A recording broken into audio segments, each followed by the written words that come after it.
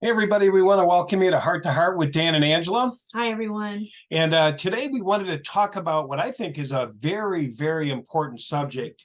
And it has to do with Ray Fran's book called Crisis of Conscience. And a lot of people really, I don't think know what that is, but I think hundreds of thousands of people right now, Jehovah's Witnesses, are going through this crisis of conscience. We've heard the word PMO, physically in, mentally out, or physically out, mentally in, or I heard one the other day called PMQ. Yeah. And it was physically in, mentally questioning. And right there, it hit me. I thought, that is a crisis of conscience. It's the beginning of an awakening. And, it can be really scary, because Watchtower has self-induced denial on us. They have put us into denial. What I mean by that is, like, they've told us, don't think, don't reason, don't listen to your heart. You know what I mean? Just listen, follow us. You heard the assembly, just follow us. Don't think, don't use your thinker. So when the thinker kicks in or the heart kicks in, you're told not to listen to it. So you compartmentalize, you push it back down, and you get back in your head and you follow the rules. But what's happening right now is a lot of people are waking up. And I think they're asking the question, like, what the heck's going on with me? What's happening? Yeah, did Satan get into me somehow? Did somehow Satan put in something into my head? And am I being misled? Because Watchtower said, be careful of an idle mind. Be careful, the heart is treacherous and desperate, and who can know it? Warning, warning, warning. Don't listen to your God-given GPS. God gave us an inner GPS. He gave us the heart. He gave us the mind, and he told us to use it. Now, Watchtower is telling us not to use it. And so that's where the crisis of conscience comes in, because as we start to wake up, and I want to say that the waking up starts various ways. A lot of people, like I just heard the other day, a guy said, I watched the Australian Royal Commission. And when I watched them lie, my inner self said, no, that's wrong. Yes. And he couldn't keep quiet. He said, no, that's wrong. The governing body is wrong. People have said that toward the prophecies, the false prophecies, the 1975. That's wrong. You lied to us. The generation prophecy, the disfellowshipping. You remember, I think it was the Australian Royal Commission. The guy says, we don't make them sit in the back of the hall. We let them wander around and talk, which is an absolute lie. So lied. And so in a normal relationship, there's relationships, like, I just want to use this as an example. If you're an abused woman, right? And just say the man's abusing it. It can be both ways, but just say the man's abusing it, right? This lady comes over to your house. She visits Angela, right? And she's got two black eyes. And we say, are you okay? Now, we know what happened. We know the husband, maybe knocked her around a little bit. And she says, but he loves me. He loves me. And we're going, wow, she's being abused, And so she is in denial. She is in denial. Because, that's the process of denial is, somebody beats you and then they tell you they love you and they just listen to me and you wouldn't make me so mad. I wouldn't hit you. Cycle of abuse. A cycle of abuse. And so, see, alcoholism works the same way. A man walks into the 12-step. He's wrecked his car. He's lost his job. He's lost his wife. He's lost about everything. And they say, what do you think? Do you think you're an alcoholic? And he goes, an alcoholic? Absolutely not. I'm not an alcoholic. I don't drink that much. But yet we're watching them from an outside, watching them destroy their life. Now, here's the difference between an alcoholic or abuse, like relationship abuse with a woman, is we're not trying to talk them out of denial. Like if the lady came over and said, I think my husband's beating me up, we wouldn't say to her, oh, gosh, no. I know John. He wouldn't do that. John's a good man. He's a good this. We would not do that. We would say, wow, well, maybe you want to get some protection. Maybe you want to go get some help. How can I help you? Do you need a place to stay? Now, see, that's not what Watchtower does. So Watchtower, what they do is when you're starting to get a crisis of conscience, you're starting to wake up. And how that looks like is all of a sudden there's a little opening. There's a tap on the shoulder. And I want to say this. I think the Holy Spirit looks for those opportunities to tap us on the shoulder. I think it waits for the perfect time. I do too. Like I was talking to a guy yesterday, he was talking about disfellowshipping. And he said, this is wrong. Another guy was talking about baptizing children.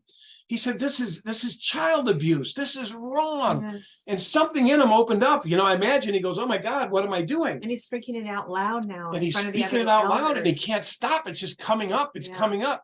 And it was kind of like when I had my awakening, I went to that door I remember I told them about, and Yes. I saw those kids, and they handed us a $1 bill and said, thank you for your watchtower. And they were obviously blessed. They were blessed, and the godly house was family. beautiful. The mother was smiling, and I'm looking at them, and man, I had a crisis of conscience right there at the door. The kids gave us $1.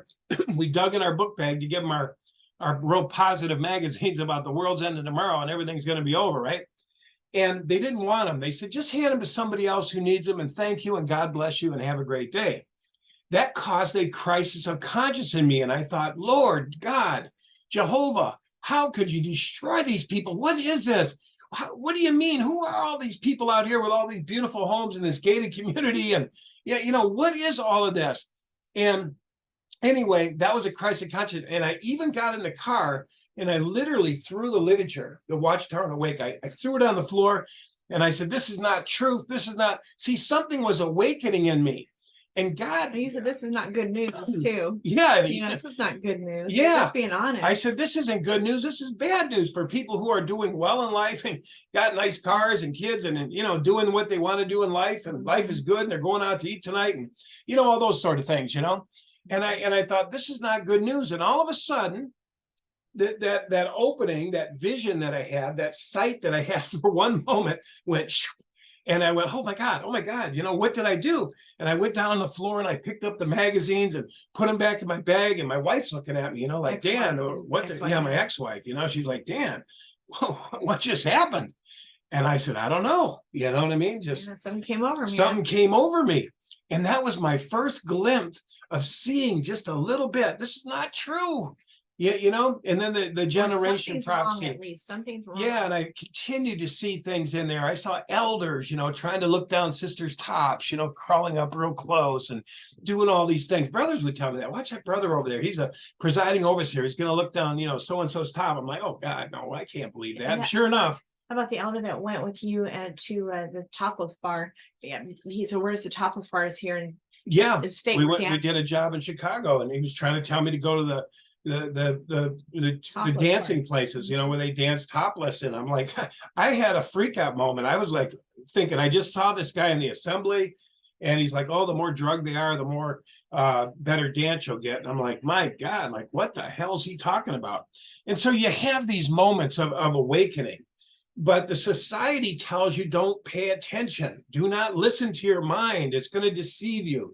Yeah, Satan could have entered in there and gave you a negative thought about the society, or your heart's open. You see this fellowship guy sitting on the bumper of the car, and he's crying, and you walk over there because your heart just says, go over there. Like Jesus said, go over there and give the guy a hand up. See what's going on. Hey, what's going on, brother? Oh, I just want to come back to Jehovah, but they won't let me back.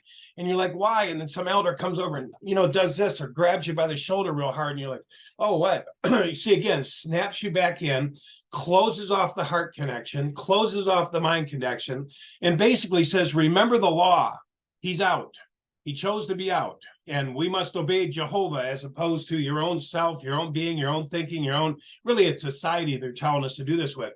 Can I just talk about the whole meaning of, okay, so again, I know I've mentioned this before, but it's important to repeat it. But that scripture that says that your heart is treacherous and desperate, and who can know it? So again, that one day we were on, I think it was six screens. Yep. Yeah. And I was saying, you guys, you know what? I know in my heart, but that does not mean that there's something wrong there. And while we were talking, a guy looked it up, and sure enough, and then I did more research and he did too, but it ended up meaning this. Bottom line, it means that the heart is very deep. Who can know it? Yeah, vast and like the ocean, who can know it? Not treacherous and desperate, like evil. No, it doesn't mean that at all. See, there again, it was twisted. Yeah, and there's the program to shut that off. So you don't trust your heart, see, because you think it's treacherous and desperate. who can know it? It's a bad thing. You can't trust it. See, it doesn't mean that, but that would be an evil thing that was done there to switch that to mean that, but that's what happened. And it didn't just start with the Jehovah's Witnesses. It started before that, where that meaning was slowly changed down the line until it's come to what the Jehovah's Witnesses made the worst meaning of it of all. But you see what it's caused? It's caused you not to trust your heart. Disconnect from what God installed in you. God installed a heart so that you would pick up a crying baby, you know, not call it an enemy of Jehovah, or, you know, whatever they kind of making these babies out to be, so that we disconnect from them. Your family that left, disconnect from them. Don't ever feel sorry for him. Don't go there. If he calls and he's crying, no, don't answer the phone. That's bad. A crisis of conscience might be that, you know what, that's somehow, I don't think that's right. Yeah, that's right. You answer the phone. Yes. You just say, the hell with society, the hell with you dumb shits. Right. And you say, hello, son, how you doing? Dad, I love you and I need help. I love you too. And what do you need? Let's go get it. And you know, the wife or the husband's usually there going, Jehovah said, Jehovah says. But the fact of the matter is, the crisis of conscience is, like Angela said, when you wake up, I'm going to answer that phone from my daughter I haven't heard from in years. Where I'm not going to allow my relative or my daughter or whoever to be abused or sexually abused anymore. That's it. I'm calling the police. I'm getting help, or I'm getting out of here, or something. That's the crisis of conscience. We're not going to, you know, bring any reproach on Jehovah. We're gonna make it known, and we're going to scream as loud as we can. Yeah, that's a crisis of conscience, and you might flip back, but when you begin to have these kind of thoughts, just know that you're in a crisis of conscience. Your heart is trying to tell you one thing, in your brain and what you've been taught, and your program is telling you, stay safe. You know, don't listen to that. Don't follow that. Don't date that girl over there that's absolutely in love with you. She's not one of us. It's Satan. It's Satan. Everything's Satan. You know what it reminds me of? It reminds me of when Job was, you know, kind of going down, if you will. You know, his counselors came up, and I think a lot of the counselors are the installation of the entities, the scriptural entities that they put in our mind, you know, to attack us. You know what I mean? Like when Job was going down, the counselors came up, right? And they said, you must have did something wrong. You must have did something bad. Giving enough, they said. You haven't been giving enough. Kill yourself. Get out of this pain. Get out of here. Kill yourself. As his wife. And I think sometimes, you know, that can happen when we're going through that crisis of conscience. You know, you say, what did I listen to? What got me opened up? What's happening now? You know, and it can be scary. But what I want to tell you is this: it can even feel like you're having a breakdown. And the reason for is you have been a program. You've been a running program of Watchtower, right? They kept you on a treadmill, right? They kept you passing out Watchtowers. It's almost like, I think it was Tony Morris who said, you know, he was in this hyper mode, you know, and he was saying, we're on the move. We're on the move. Yeah, I felt like I was on a horse when I was watching him, you know, that was running full throttle. And he's like, we're on the move. We're going, you know, like the Merkaba, we're going up. You know, Willy Wonka, we're going sideways. We're going this way. We're going down in there. And yeah, you know, and it's like, hold on, people, follow us because we're going big. You know, we're selling halls, we're building halls, we're selling homes. We got it going on, you know, Jehovah, you know, and all this stuff. So they keep you on this treadmill, right? So that all of a sudden, the Holy Spirit, when it can find an avenue to reach you, you know, when you stop pedaling or you finally pass out and you're tired, the Holy Spirit says, listen to this, you know, and it's the Holy Spirit. It's God's gift. It's God's gift to you to wake up. And I can promise you, it's a weird thing at first. It's weird. It reminds me of the Matrix. You remember when Neo says, oh my God, Morpheus, my eyes are hurting. And you remember what Morpheus said? He said, you've never used them before. Oh, yeah. Right. And I'm thinking about the thinking I've never thought before.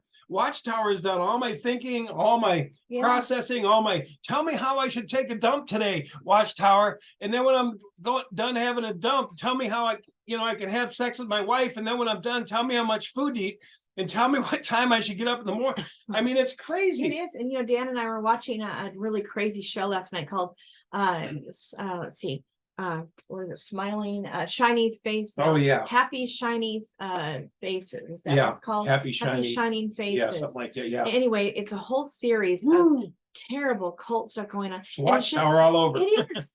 I mean, they have an answer for everything, you know, how you do the bedroom, how you raise a child, how you spank the child, how, you know, it's everything is spelled out. There's an answer to every single life problem you could ever come up with or imagine. And Watchtower, I have noticed, has done the same exact thing. Yeah, I freaked out worldwide too. when I watched the thing. The guy says, now here's how you spank your child. So he brings him up on stage and he says, come here, everyone. in front of everyone, right? Right. And he says, hey, Johnny, now we're going to give you a spanking today because you were bad, okay? And so he gets him on his knee and says, I love you, you know, but you did this.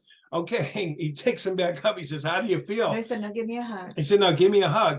And the kid gave him a hug and he goes, that wasn't a good enough hug, Johnny. Bend back over. And he More spanking. He gets more spanking. He says, now I want a hug this time that knocks me over, right? And Johnny got up and gives him a big hug, and everyone's applauding like Watchtower when they watch those just fellowshipping videos. When the kids call and he's had suicide, and they go, nope, I'm not answering. Nope, Jehovah said, the organization said, don't answer that phone because by God, it's Jehovah's justice on him for leaving. Yeah. So anyway, we want to tell you, you know, it's scary. Your mind will go back and forth, right? It'll close, it'll open, it'll run back to the organization, but then it realizes at a certain point it don't really fit anymore. You really don't fit in that matrix. It's like a dam that's got a crack in it. It's like it's just going to keep getting worse, and the water pressure until yeah, you know, it blows open and the dam comes out and you come flying out with it. And it's just the way it is. Yeah, and here's the thing: it is going to continue to get worse. That crack in the dam is going to continue to get worse. Or another bad thing that can happen is that you just simply compartmentalize. You live a different way at work than you do at church. You know, at church, I mean, at the Kingdom Hall, you just start to compartmentalize so that you can handle it. So you kind of split so that you can handle this because it's too much for anyone. So I understand, because I even did some of that myself when my husband was having an affair with my sister, and I couldn't see the forest from the trees because I just couldn't go there in my mind. So I just compartmentalized it. But one day God got my attention when I was in very bad shape, but I finally faced it. I didn't have any choice. It was like either face it or die. So yeah, I faced it. And it was not easy. And it feels like a death. I mean, yeah. Think about it. The Watchtower has occupied your whole mind. They were your temple. I mean, anybody that has that kind of control over you, that tells you how to eat, drink, sleep, awaken, you know, counsels you on everything that you do all the time, that person runs your temple. So when the inner knower, the GPS, the God-given GPS, your heart, even your mind, starts to think, maybe for the first time, outside of, I'm not saying you don't think, because you go to work and you think, but the first time you start thinking outside of JW ideology, the first time you say, I don't know about these guys.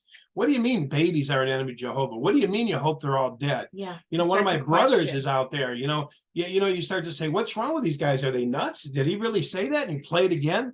Or you know, you just see all this stuff going on in the world, all the pedophiles, and you say, well, my God, I thought they were squeaky clean. I thought they were God's organization. That's why I joined. And then you find out they're hiding pedophilia. Then you find out they're lying about it. And it goes on and on. So this thing starts to crack. And you start to think to yourself, what's happening with me? Now, what happens after that was your own programming attacks you. I'll just tell you that. Your own programming attacks you. They're implants from Watchtower. Yeah, you know, so that attacks you first, and you fight it. You say, no, I'm right. And all those things they told you start coming back. Like, you know, it's the devil. It's a devil, and you don't want to die. You want to see your relatives in the near future, you know, in heaven. You're not going to see them if you do it now, if you leave us now. And so all of that stuff kicks in, and your own programming kicks in, and everything else. And I was going to say something else happens. And that is a painful process, because, you know, you just want to do right. And, you know, you just feel this in-between place of not knowing which way is the right way. But just know that is what you're going to be going through. If you're going through that right now, don't think you're crazy. You're not crazy, but you're having to make up your mind. You'll end up doing a dance. I call it the dance sometimes, where you're out for a while, and at least like a PMO, and then you run back for safety because, I don't know, something goes on in the world or something, or I don't know, some situation happens. Some Alvin talks to you, something. And so you run back full force, and then you pop back out again, maybe a little longer this time, and then in again. And you just do this dance until finally, with God's help, you finally get to stay out. Yeah. And I So- want to just say right there, as that temple, that inner temple that they built in you, right? They are the temple. They're the mediator, right? Yeah, They the said, temple builder. we hear Yeah. Jehovah's voice, you don't. We'll give you the information. We'll feed you at the proper time. Yes. And so that's going bye-bye. But what happens is, as that temple begins to crush, a new understanding begins to build. And that is God rebuilding your temple, God allowing you to use your thinking faculty, allowing you to use your heart. You know, I remember when I got out, I remember how wonderful it was just to look and see the wonderful world, just to see the beautiful people. I started meeting all kinds of beautiful people. And so this started to fill my temple. I said, wow, there's a lot of nice people out here. Yes. They're not all evil. Yeah. And they really loved me and they really cared for me. I didn't lose my job. No hand came over the mountain and grabbed me out of my car and yanked me out. I mean, I was okay. His hand didn't burn off when he touched the handle of another church's Yeah. door handle. I thought my hand was going to burn off because you're entering the, world empire of false religion, Babylon the Great, the empire, the lurking place of demons. Exactly. And so I thought my hand was going to burn off and it didn't. No. And it went on. And then all of a sudden this fear, I realized, wow, governing bodies sure installed a lot of fear in me, a lot of doubt, a lot of self-doubt, because they wanted to maintain and run my temple. Yeah. And God says, no, I want to run your temple. Yeah. You know what I mean? It's a battle. Spirit and truth. It's a real battle. But it's a battle at first, but eventually the old ideas, the old watchtower, and time is your friend, because as time goes, they become less important. And then your eyes get more open and you see more things and you listen to more testimonies and you listen to, and you hear, oh my God, they've been prophesying for over 100 years. And oh my God, it wasn't just 75. And you go back and you look and you go, oh my God. And it's kind of like Angela said one time when she woke up, she goes, oh my God, oh my God, oh my God, oh my God, I'm awake. I've been in a cult. Remember that? Yeah. And so that's kind of where you're at. And here's the thing that's beautiful. Eventually you're free. You're free from their mind control. You're free from their programmings. And here's when it gets real exciting. This is where it gets real exciting. All of a sudden you have access to what God created you to be. All of a sudden you have access to your purpose. All of a sudden you start getting in tune with who you really are. See, up to that point, you don't know who the hell you are. You're a program. Yeah. You're a watchtower program. Like in the Matrix. Maybe. Yeah. You've been programmed like in the Matrix system. Yeah. Things. You're just plugged in like Neo. You're just plugged in to Watchtower. Watchtower is the big plug on the back of your neck. They're feeding and they're feeding you information, and you're just walking with the rest of the world in the Matrix. And you don't dare question. That's right. Absolutely not.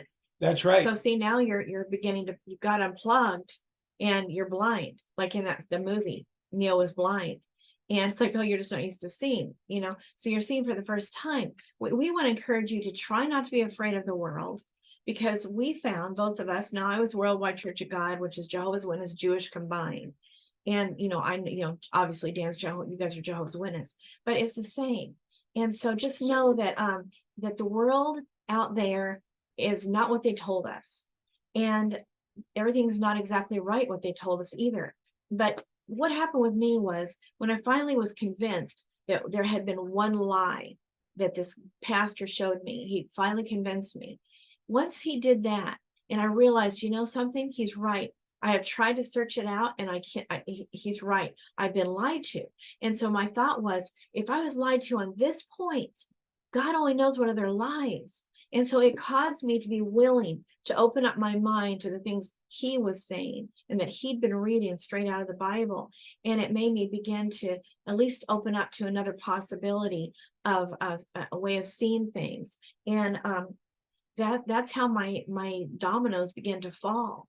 It takes one domino to fall. That's right. And one lie to be exposed to you that you're convinced of, that was wrong, or that was a lie, or that was evil, or something along the line of it. It's a domino. And when they go, all of them start going. It's like the crack in the dam, right? And it's just you know. Just put on your life preserver Yeah. and hold on. Here Yeah, we right, go. you know, and so you just got to be okay with that. Just know that that is how it's going to go. Know that your mind is going to try to play tricks on you and tell you that you've done the wrong thing, that you've suddenly fallen for the devil's trap, and just like they told you would, you know. And then when something bad happens, because actually you created it with your own thoughts, thinking that when you start thinking things like, oh man, now I'm really in trouble now I, you know, I bet you they're right, everything bad's going to start happening to me, I'm now in Satan's world, and oh my God, just by thinking that, you're creating it. I'm telling you, just don't go down that road, because it just makes things worse. When you start thinking that way, then some things happen, like your tire went flat, or you got in a little bit of an accident or something. Sure enough, oh my God, I've gone the wrong way. I'm in Satan's world. All right, they're right. And you start, you know, more bad things start happening. And so just don't let your mind have its way like that. Just say, no, I am not alone. You know, I am loved. Dan and Angela said, God loves me. And he does, and he loved us. That was, like I said before, the last show, I think it was, that was the biggest surprise to me and Dan, how that right away God came in the picture, and we thought for sure that we lost him, that he was angry with us, and that we were in deep doo-doo with God, or Jehovah, whatever you want to call God. That was how we felt, both of us. Yep. But what was the surprise of all surprises was we were being divinely guided, Yep. and helped, and strangers helping us. And it was miraculous. Nothing short of it. It was a miracle. It was. And I got to tell you, when you know, we were at the assembly a couple of weeks back, and Yeah. you know, I looked at all those people still hooked into the program, you know, and I Yeah. thought, it's a miracle. If you're having an awakening is a change of mind. Yeah. They say in the 12 steps and Alcoholics Anonymous and anything like that, when you have a change of mind, it's a miracle. It is a It's miracle. God waking you up, because God doesn't want us compartmentalized. The Watchtower has lied again, and denied that lie, and don't even acknowledge the lie, you know. So if you're to follow them, you have to live this compartmentalized life. You have to push down the fact that they lied with you, and then continue to try to believe them with the mind. Right. But another part of you knows that they lied, that the prophecies were wrong, that they're liars, and so on and so forth. And then you start to want to love some stranger. You know, in the past you'd feel guilty about it, and maybe for the first time you allowed yourself to just love that person fully for who they are, quirks and all, weird things they do and all, things that you don't still agree with. Maybe they keep Christmas or something, and you still don't feel okay with that. But you start to open up to realize that they're a really good person, and look how much they've done for you, more than anyone ever in your church has ever done for you. Yeah. And you know, just all these kind of questions, but you allow yourself to begin to open up and to see things for the way that they really are. And I think the thing I don't like about religion across the board is that they make it so that you're not allowed to love that guy because he's this religion, that. Yeah. And they pretty much force you to not love people that are not just like you, or not in your specific tribe, even if it's the same kind of church, but you're not going to theirs. They want you only to love them in their little group, in their little specific location, and you're not allowed to go visit other ones, or they shun you. And it's really crazy. And this is wrong, guys. So I just want to say that. And crisis of conscience, you know, that's wrong. Okay. How about you just trust that it's wrong? Okay. It is wrong. We need to love each other regardless. And Jesus showed that example with the Samaritan story of the man on the side of the road who had been beaten and robbed and left for dead, and how the priest and the Pharisee and the lawyer Jehovah's went by. Witnesses. They didn't help. They didn't lift a finger. You know, they have their reasons, but they didn't want to help. And then the low lifer, you know, call it poor person or somebody that's despised in the world, he stops and takes care of the guy to the nth degree. And so that's what Jesus' example was. I don't care who the guy was laying there.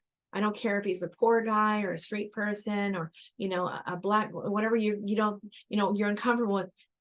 That the right thing to do is you help the man. Yeah. And so that's the crisis of conscience, to do the right thing and to love all people. So I just want to point that out. We're to love everyone, guys. And that's the example in there. That's Love, right. it didn't matter who the guy was laying there. And what you're going to trade, here's the big trade. What Watchtowers reduced down to now is an internet connection, a laptop, and eight men. Think about that. I mean, you're allowing a laptop, you know, or an iPad, and 8 men to run your life through an app. Yeah. JW.org. And here God says, I want you to worship me in spirit and truth, not through apps, not through, iPhones. And I want you to worship me in spirit and truth. And I think, wow, when I think of that now, I think, man, those people in that assembly were real proud of those iPads, they're just going through them, look at that, look at that, look at that, look at that. And I'm sitting there going, man, dude, you're connected to an app. It's AI. You're connected to artificial intelligence. True. You just don't know how artificial the intelligence is yet. But the thing about it is God wants you to connect with it directly. And this is the miracle. And that's why God waits for these moments to tap us on the shoulder, whisper us in the ear. Hey, Dan, you want to wake up? You want to come out of this crazy shit? It's time. Take a look at that. That's not right. That's not good, right? And you go, no, it's not. Well, once he works that a few times, once we slip in and out a few times, it ain't long before we're not satisfied with an internet connection, jw.org, an iPad, and 8 crazy men that are getting crazier every day. They're getting crazier every day. They're lying more every day. They will not repent every day. They sell their soul for soup. Every day, those guys that have been around a long time, Stephen Lett, that have done false prophecy after false prophecy, even before 75. I mean, shame on you, Stephen Lett. Shame on you. Shame on you, governing body, selling your soul and misleading these people.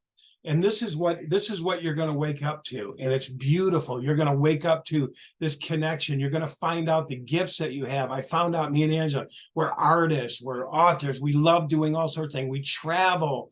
We do so much now that we wouldn't have did before. Good business owner. Yeah. When I first met Angela, she says, does God want us to travel? And she'd be crying. And I'd be like, yeah, we can take a ride this weekend. It was more like on Sabbath day, because I was guilt over the Sabbath day, because in my church we're Jehovah's Witness with a Jewish twist. So I was still stuck on, if I don't keep the Sabbath day holy, then I'm sinning against God, and I'm not supposed to do anything like that. And so anyways, just a crisis of conscience for me, honestly. But listen, there's that whole accident that happened in that submarine that they wanted to go down for, what was it, $100,000 to go down and look at the Titanic. Is that what they were doing? And remember that this one kid, the son of it, and one of the men who, obviously was the one paying for it, but the kid's like, I don't feel good about this. I don't think we should do it. I don't think I should go. But he was pressured. He pressured by his father, and so he did go down. It ended up, but he knew in his conscience something wasn't right about it, and that he didn't feel comfortable going. And too bad he couldn't have listened to it. Well, one of them turned around, but one of the kids turned around. The sub came back up and let him off. Oh my God. Yeah. The one kid went down, and he just went down, and they said, well, we're going to go back up for something. And he got out, and then the rest of them went back down. That's why he was talking about it. So he didn't die. No. Oh my gosh, that's great. Yeah, but a good point there is he listened to that inner GPS. Oh, I didn't like this know thing's that. a Mickey Mouse. I mean, they're going down thousands of feet, and they got this little thing that looks like something you play with on your TV. Remote controls. I just have to bring this up. I just feel so much like I have to say this, but it's really bothering me, not being a Jehovah's Witness, but seeing from my point of view, this whole media center thing where they're going to bring your kids in to do all these programs, little, what do they call them, Make shows, movies, right? Yeah, and they're gonna have you sign away your rights to your children in a contract, so you can't sue them. and so anything. That's the bottom line, and leave them there. And guys, yikes is right. Now come on, seriously. If your conscience is telling you that doesn't sound safe, and if that's not a good idea, then don't do it. I don't think it sounds right to me. I think it sounds very dangerous, especially in lieu of all of the pedophilia stuff coming down the pipeline and all the things that Dan and I know from stories of people that have been Bethelites that are horrendous stories. And I wouldn't do it. I would not do it. So anyway, if you have a conscience about it, I'm listen begging to your you conscience, to listen to your heart, listen to your thinker, listen to the gifts God has given you. Amen. He gave you those gifts for a reason. Amen. God installed your brain. God installed your heart. Don't let some loser 8 men in Bethel tell you that you're treacherous and desperate, because God gave you these gifts. Because how do you know that God appointed them? How do you really know that? Women, have a lot of intuition. You know, they know when their kids are doing things. They just know, they're intuitive. That's a gift, you know. So we have lots of those, and that's the beauty. Once we come out from this internet connection with Watchtower, once we come out from the app, once we come out for this jw.org goddess that they're all following around and putting on their car, big blue little thing, jw.org, the org, you know, I mean, it's sickening. You'll find yourself, you'll find your gift, you'll find your purpose. The reason you have it is because you have been totally wired to Watchtower, and not even from your own In doing. service to them as a nothing slave. Yes. So guys, we just wanted to bring that out to you today. We want to say, man, God bless you on your journey. And we just wish you a safe ride through the rapids. You're going to go through the rapids a little bit, but that's okay. It's kind of fun. In between. There'll be calm in between and a few little rough rides. It's like a roller coaster, right? And by the way, if you need any kind of housing or something, be sure and check out our website, which is Prodigal Journeys, PRODIGAL Journeys, JOURNEYS.com. And there's a resources page. It's got tons of resources. And then also too, there are countless cities that have rescue missions. And you might just type in resources for homeless, or I don't know, something like that. But the rescue missions, they're all over the US, and they have such great help, you guys. There's countless ways that they could maybe help you. Just explore what they're able to give you. You may need only clothes. You may need only a car. Some of them have guys who are always fixing up cars that have been donated, and then they give them to the most needed person who really needs a car. And they help you out with getting your birth certificate if you've lost it, or your whatever is needed. They get you housing, food, you know, bus tokens, help writing your resume. It goes on and on. What do you need? If you just get a hold of these people, get a hold of us. Look, if you're really that far down emotionally, I'll do the research for your city. You just tell me what you need. Some guy just the other day said, I need help in my city. We researched it. We found all kinds of really great things and sent them to him by text, so he could make the phone calls and get on the ball, seeing what they could do to help. So don't think you're totally alone. There is a lot of resources out there right now, and that are there to help you. And hey, if you're crying out to God, he's obligated to help you. And he will help you. He helped me and Dan right away in the middle of the night, after with only hours I was received help. Dan, same thing, right away. Guy gave him $1,000 out of the blue, gave him a place to stay out of the blue. I'm telling you, you cry out to God and there is help. So just know that there's help. And I want you to know that we would like to help you with that. But check out our website. I'm going to start adding cities that I begin to find things for. I'm going to start putting the phone numbers and information out for the different cities that I'm finding on that site. I'm going to add one today that has some information. What city were we doing the other day? Michigan. Yeah, Michigan, near Detroit. Yeah. So anyway, all right, that's what I just want to let you know. The other thing I want to say too, a guy from the UK the other day said yesterday, if you want to avoid the disfellowshipping, which causes you lots of problems, that's kind of a Watchtower game, right? When you get disfellowshipped, of course, they have, you know, they take the privilege of taking your family away and abusing you with that. Control and power. But he said in the handbook for elders, he said in there's two things that you can do so that he's an elder, by the way. So he has the elder book. Yeah, or was an elder or something like that. Yeah, I think he still is. Yeah, but he said that the thing you can do is say, I'm going to take legal action against you if you just try to disfellowship me. Or he said you could say, I'm feeling suicidal. And yeah, you know, something like that. I feel like I'm going to kill myself. Yeah. I don't think I can take this. Yeah, I don't think I can take this. And they will shut down the meeting.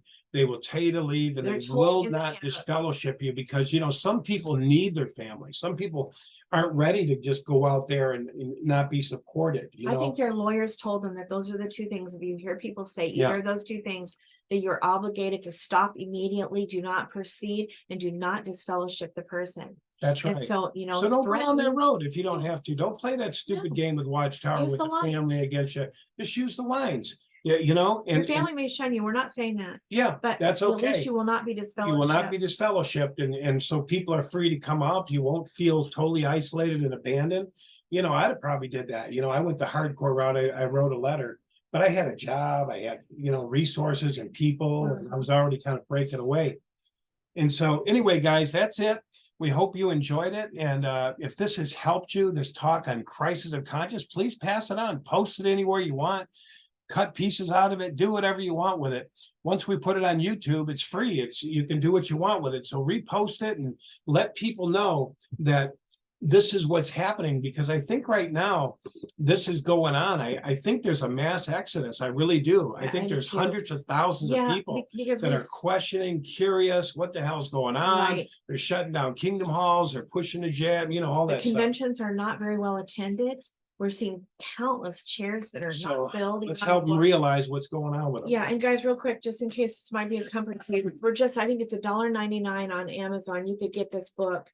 Just so you'd read it on your iPhone or your iPad or your tablet, whatever. I don't have one of those, but anyway, Eyewitness: The Shocking Insider's Story of Jehovah's Witnesses by It's about my exiting, my waking up, how I woke up, how I bridged that. Yeah, and then he met me in the end, and that glorious story of how we met and how God began our business and how we got where we're at. So, and we're still together today. And we wrote that book in 2005, I think. Anyway, then we did Surrender, Your Key to the Kingdom Within. Dan really believes in surrender, because in the first book, that was what he needed to do. He was in deep doo-doo, okay, really deep doo-doo.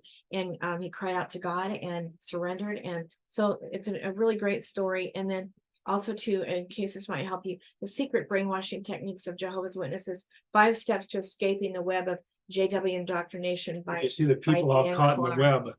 Yeah. They're all caught in Watchtower's web. Crazy little picture on there, but I think this is maybe only a digital version. I can't quite remember now, but I think maybe it's just a digital $1 or something. Yeah, $1.99. I think that's the lowest they'll let you go. But anyway, if you think that might help you, it's cheap when you get the digital version. Otherwise, we went as low as they'll let us go, like $12, I think it was. So anyway, if that will help you, then we just want to offer it, okay? And then our website, we told you what that was, prodigaljourneys.com.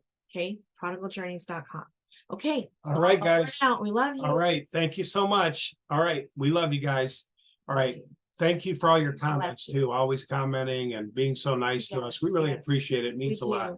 Hey, and if anybody's seen Dan's book, Eyewitness, and read it, we would sure appreciate any reviews. You could go on Amazon. Yeah, go to Amazon. We haven't had any for a long time now, and they kind of like to see more recent reviews. And we would really appreciate it. Same with the book Surrender, or this one, if you happen to get it. We would love it if you could do a quick review. And Goodreads, if you happen to see, you could go there and do a review there too. Anyway, we appreciate that very much. And same with my book too, Awakening from Unconscious Resentment. It's really, it helps you to get the books more sold because you've got reviews. And a lady did a review on mine and it wasn't even accurate. She acted like I was a Jehovah's Witness. And I'm like, oh no. And obviously she's not read it. So she thinks I'm an ex-Jehovah's Witness, and I wrote this book, Awakening from Unconscious Resentment. Anyway, bummer. So I need that to be kind of like taken over by other ones. I really appreciate anybody that can possibly help me with a review on that one too, by Angela Clark, Awakening from Unconscious Resentment. I appreciate anybody who's read it to give me a review. So anyway, thank you. All right. I really appreciate you. Thank you. Thank you, guys. Look forward to the next video. Just trying to help. Okay, we're just here to help. That's right. What we're trying to do here. Okay, we love you. Hey, we love you. Bye-bye. Bye-bye.